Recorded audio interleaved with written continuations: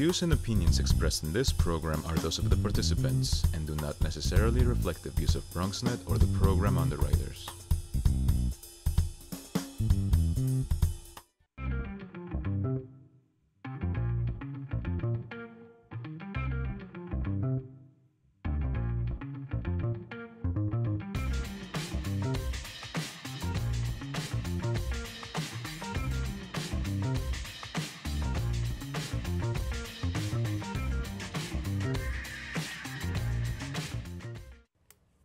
Hey there, time for the Bronx Buzz. As I hope you know, this is the program where we talk to Bronx journalists and find out about what they're doing, what they're thinking, and maybe you get a little insight as to what they're thinking about when they write what they write.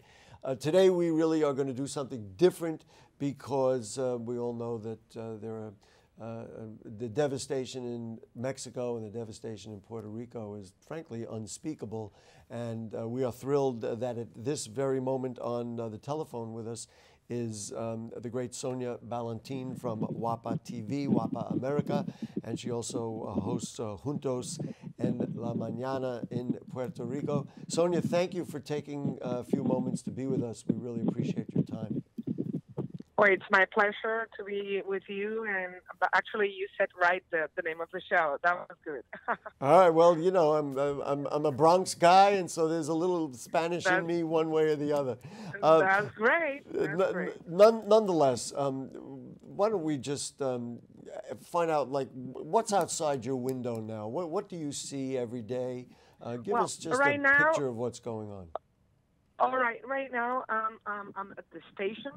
We are really getting, last night we were running out of gas to run the station, and it was an emergency call to keep us full of gas so we can keep continuing making the transmission we're making to WAPA America, which is the window that keeps us connect with the Puerto Ricans and all the Hispanic that are in the U.S., in the main island, the main country. The thing here is that we have really a devastated island. Right now, if you go out and walk around, you know, there's not one tree standing. It's really hard to explain what's going on, but actually, we have big things going on now with the system. And I've been making a call that the U.S. Army has to be able to come here and do their jobs. I mean, we are U.S. citizens, and we need the Army, the Air Force, really the U.S. Army to take over somehow into the island so we can go through this devastation, because it's too much for the government. I mean, it's too many planification and things that have to be done in a period of time that is too short to the government to be able to do it on their own. So we need that assistance. How are people surviving? I mean, I'll just tell you what we see here in the Bronx, New York. We see and hear that there's no food, there's no water. You've already described the importance of, you know, having fuel so that you can run a vital operation at a TV station. And if I try and visualize myself in that circumstance, I can't even imagine what I might do. Well, we are really in a crisis, but I want families of the Puerto Ricans that are there in the U.S. to take it easy and to breathe. We are really struggling, but there's food. I mean, maybe not the food we used to, or maybe, but I don't think people are dying because they're not getting the food. I think in that case, we are on a extreme situation, but people are taking their food, and that's taken care. Water, we need water, of course, but we're getting some water. The gas is the worst, because if we don't have, imagine we don't have electricity. The whole island is a blackout. Wow. So we're running and depending on the diesel and the gas and the fuel to keep running somehow. So that's the main thing to resolve and to take care of. It's the fuel. And well, then the food is okay.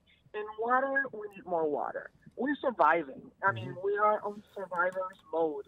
And Puerto Ricans, we're very strong. We're going to get out of.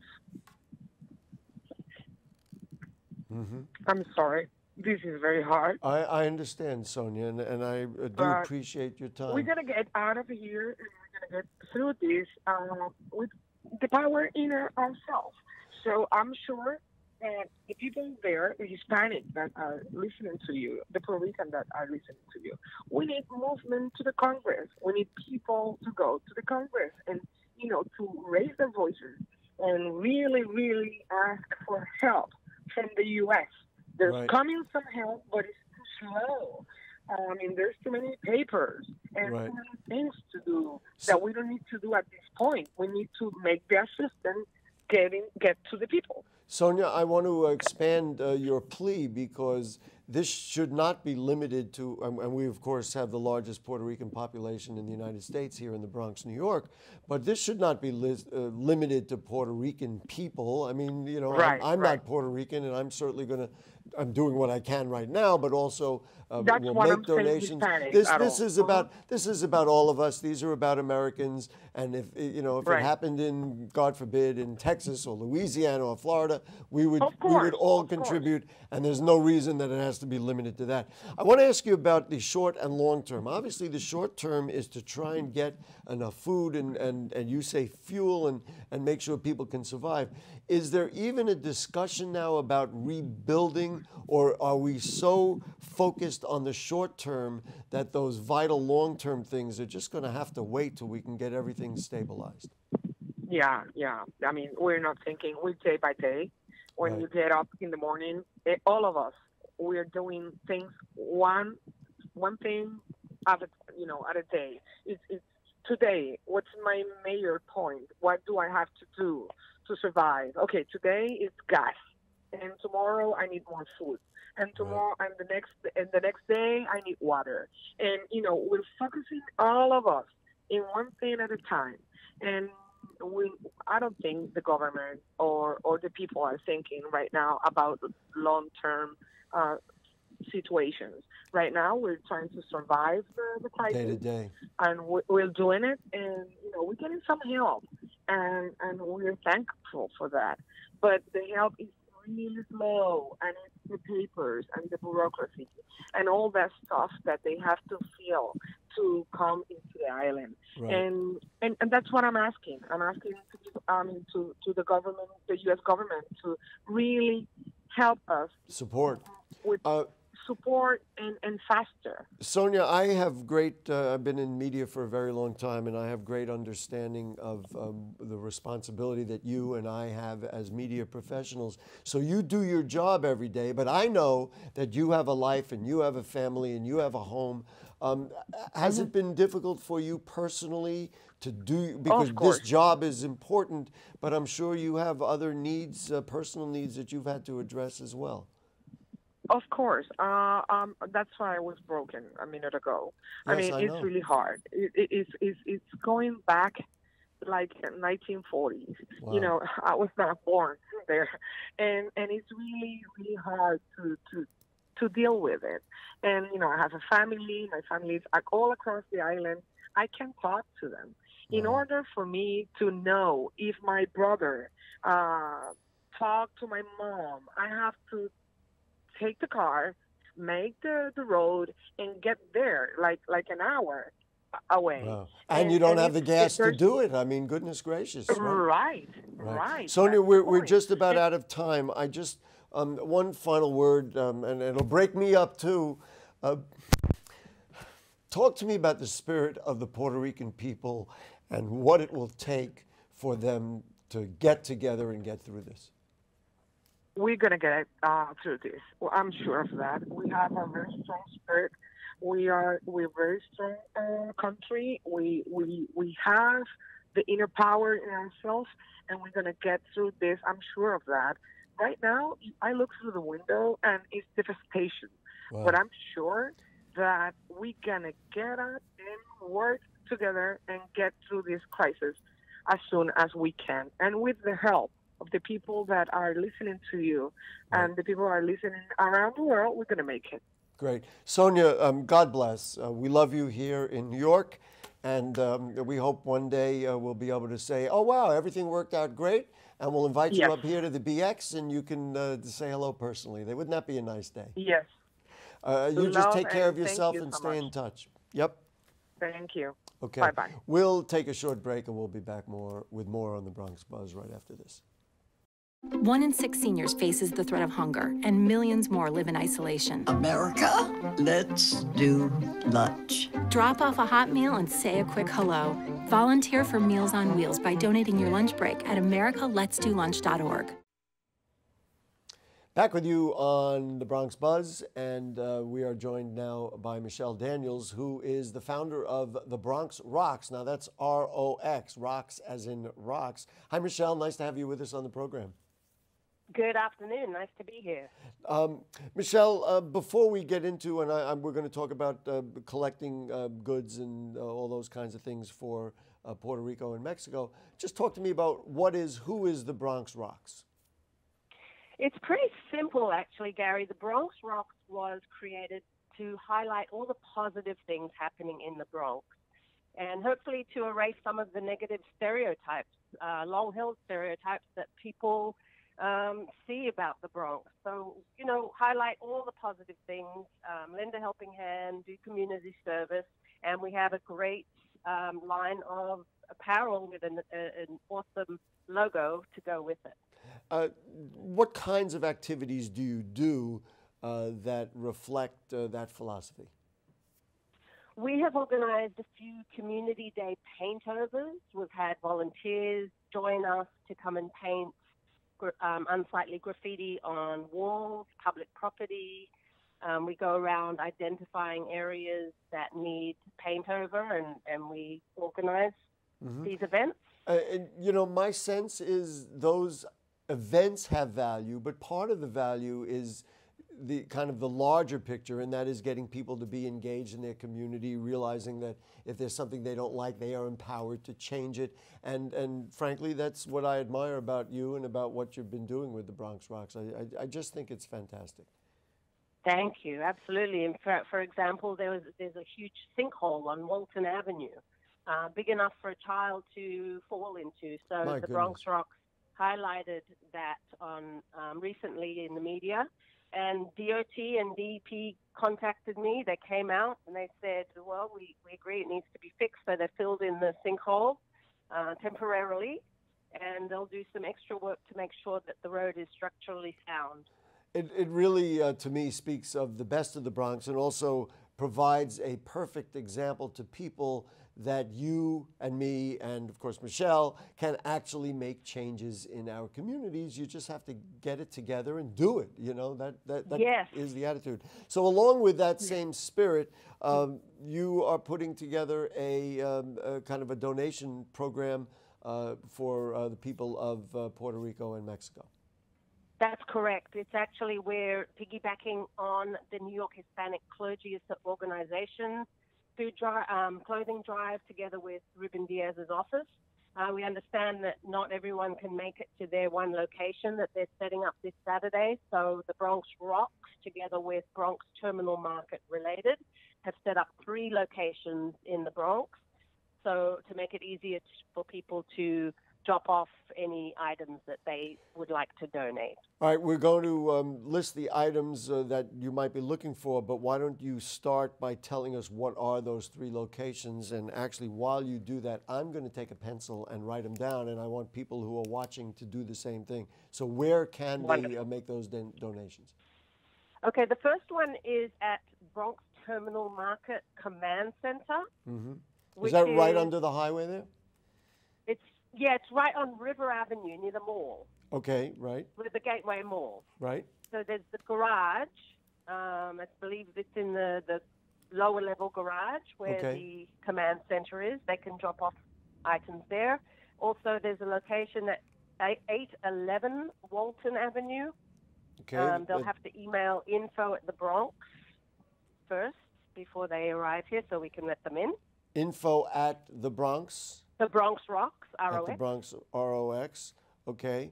And that's And 811. So that is just a residence, and you'll be dealing with that. Correct. Okay. And then the third place is? The third place is 875 Walton Avenue. Okay. That's also a residential, so they need to email info at the Bronx Rocks. Okay. So that's actually a good email address to have anyway, because if you want to find out what's going on and you want to interact with the great folks of the Bronx Rocks, you can have that. But that's also a way to, figure out how best you can make those kinds of donations. Info at thebronxrocks.com. What kinds of things are you expecting to receive, are you hoping to receive, that we're going to be able to give to people in need? Well, obviously, the first thing everyone thinks of is clothing, which is great. But we also need to think about other things we take for granted, the daily necessities, tampons, shaving equipment, sanitary napkins, things that we use, that shampoos, conditioners, things like that, and also non-perishable food. Right. So there would be like peanut butter or cans of tuna fish, or those kinds of can of beans or whatever, those kinds of things. Yes, something that's not going to go bad in the process. Just talk to me. We just did an interview with a reporter from Puerto Rico who really is, they're holding up the world down there, and I have great respect. And we were talking about, she said, well, Puerto Rican people, especially in the Bronx, need to respond. And I responded that this is really a much larger thing than just, and it's wonderful that we have a large Puerto Rican population, but this is much larger than just that, isn't it? Absolutely. It's the Caribbean, all those little islands that were totally wiped out. Yeah, well, I meant in terms of us to respond. My point is, you don't need to be of that descent in order to say, you know what, this is about human beings. This is about New Yorkers stepping up and doing the right thing. Exactly. Anyone with a heart that can relate to loss will be affected by this, whether it's Mexico or Miami or Houston or Puerto Rico. We all want to see the healing in the world. That's right. And we all want to be able to give. Michelle, and that probably is a fitting final note for today for you on the Bronx Buzz. So from the Bronx Buzz to the Bronx Rocks, thank you very much for what you do in the Bronx. And let's remind people to get out there and give. And if you have any questions or you want to double check locations, send an email to info@thebronxrocksrox.com. Michelle, you're just fantastic. Thank you so much for being with us. Thank you, Gary. Thank you so much. Folks, we're going to take a break. We'll be back. We're going to talk about Mexico right after this. You made your house a reality. Homeschooling yourself on loans, color-coding listings, and flushing every toilet in a 20-mile radius. If you can ace house hunting, you can do it for retirement. Get on track with tips at aceyourretirement.org. Okay, back with you on the Bronx Buzz.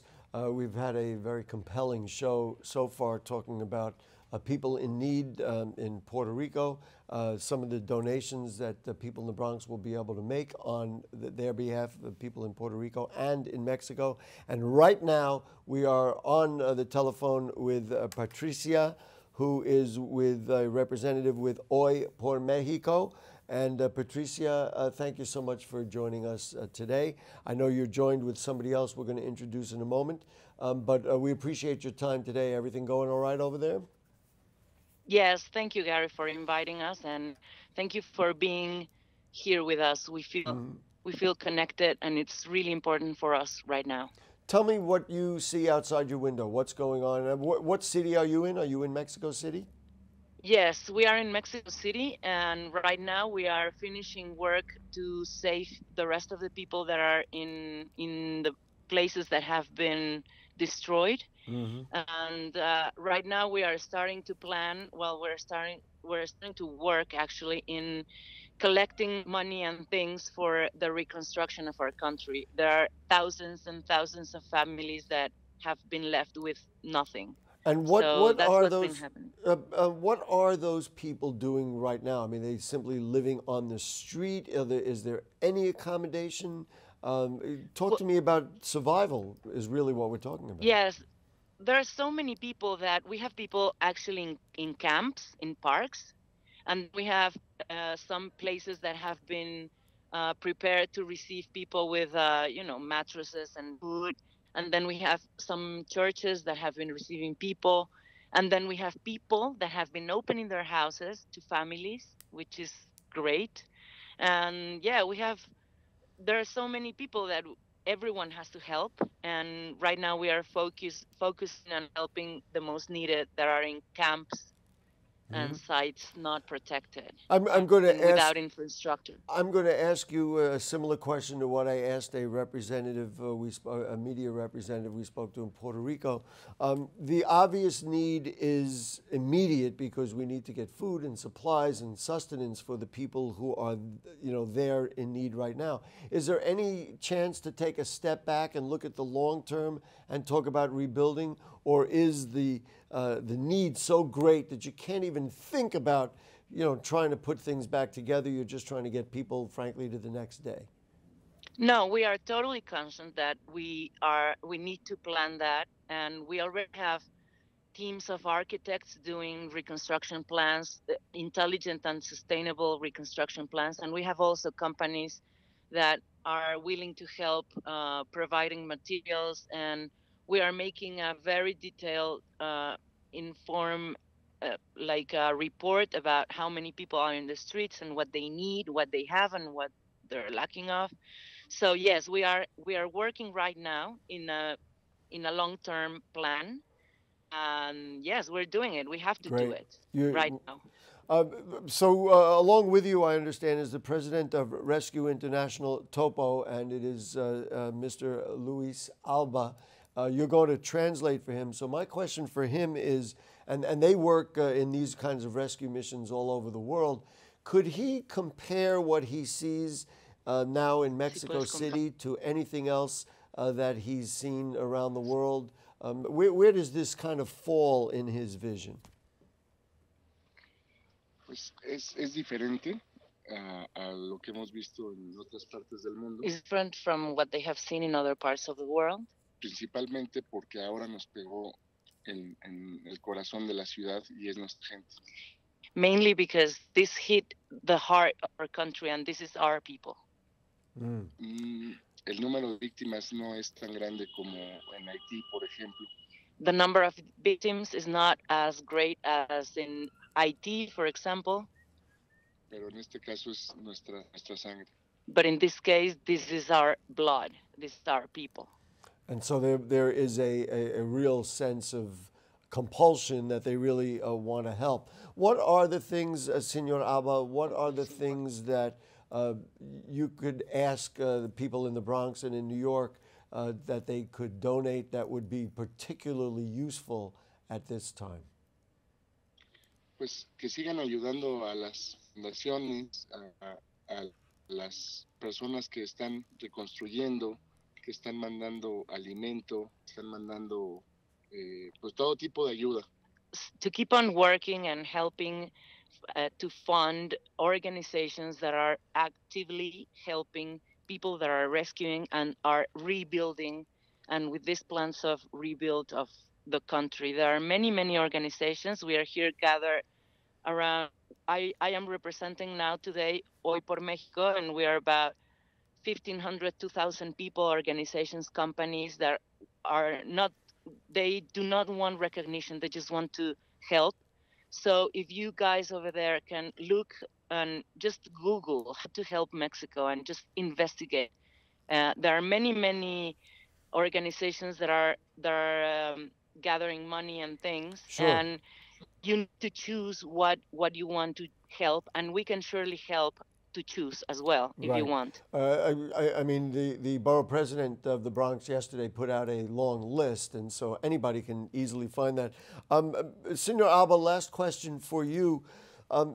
When you watch people try to emerge from difficulties like this, what is the single greatest element that helps them get out of the situation and move their lives to the next step? What's the one thing that you need to have happen in order for this to be a successful effort?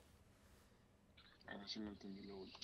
Pregunta que ¿qué es lo que la gente que está en esta necesidad de salir de la situación, qué es el elemento principal que los ayuda a emerger de esta crisis?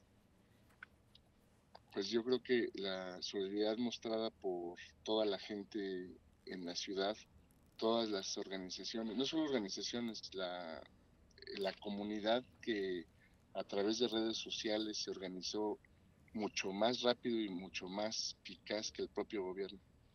He says that probably the solidarity shown by people in the city and outside from the city, all the support that they have shown to this is an injection of hope, and the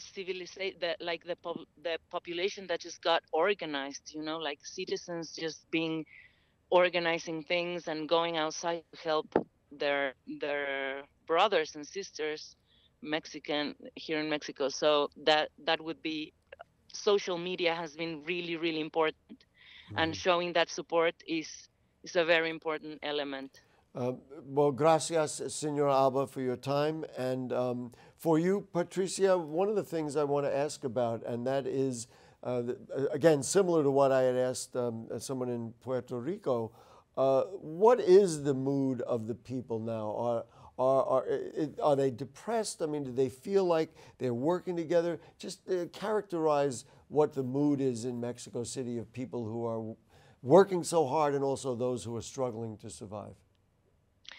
Well, I think we share the same interest, which is just to rebuild, to save the rest of the people that are trapped, and just to move on. We are really focused. We are trying to gather as much as we can to hug each other and to communicate and to share information, to systemize a little bit information and help, because there are so many people that we need to do that. And I think this is this is the main thought on everyone. We need to stick together and never lose focus on what we're doing. Well, you know, the road is long, the road is filled with potholes, but this is really the best of the human spirit for people to come together and find ways to move themselves forward in the face of literally crippling disaster. So, Patricia, thank you so much. Also, again, thanks to Senor Alba and folks in the borough of the Bronx. Please give from the heart, give as much as you can. There are plenty of organizations you can do so. And good luck to all our friends down there in Mexico, Patricia. Thank you. Okay. We are done with time, but you get the passion of the people of the Bronx. We're right behind all the efforts to try and help people rebuild. We'll see you next week. Good night.